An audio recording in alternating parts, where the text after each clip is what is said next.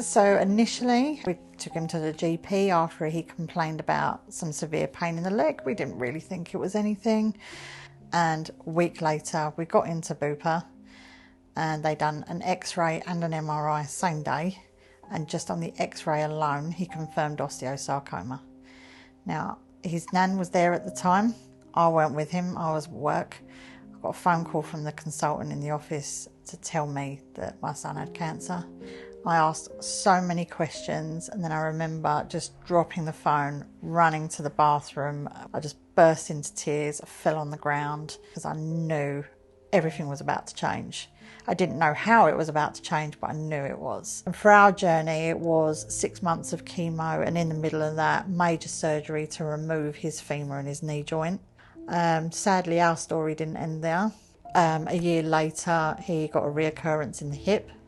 So then it was a major surgery again to replace the whole lot again, including his hip, which was traumatising. He had just started to walk and it just started to get back into playing paddle tennis. Everything just fell apart again.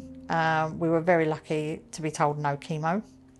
A week after we came out of hospital, he had a severe infection and ended up in hospital for another 5 weeks. But once again, our journey didn't stop there.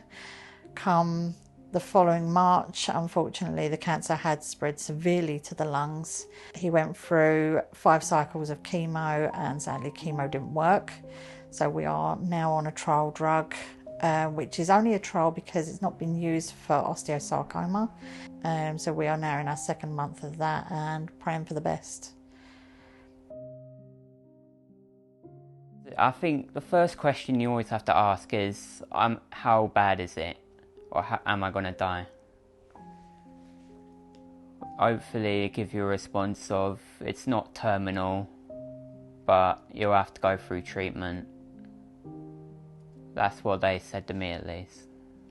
The way I stay positive is holidays from charities, going online with my friends. What can you do to pick yourself up a little bit more? Well, on Monday I had a hospital appointment, but I actually kind of put it as which is kind of delaying the inevitable, and just kind of set me off, really. Because as like a kid, and everything you hear on like the radio and the news, like as soon as you hear cancer you think, oh, they're gonna die, which isn't the case. Even if it's just a slimmer of hope, it's hope. Well, I was just thinking a lot that week about it, more thinking that I want to give up but I can't, because I'll drag everyone else down with me. The charity, while I was in hospital, they got food vouchers for me because my appetite went. Last year they got me a 55-inch TV and I've loved it ever since. It's brilliant. Makes all my games look so much more better. All the movies. Yeah, you have to have some form of support, unless you just kind of be depressed all the way through. I think it's really important for people to donate to these charities, for people who's going in for treatment or just a family in general.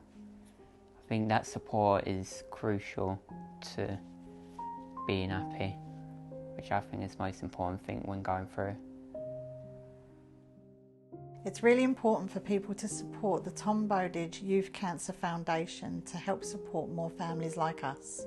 Your donation will make a big difference.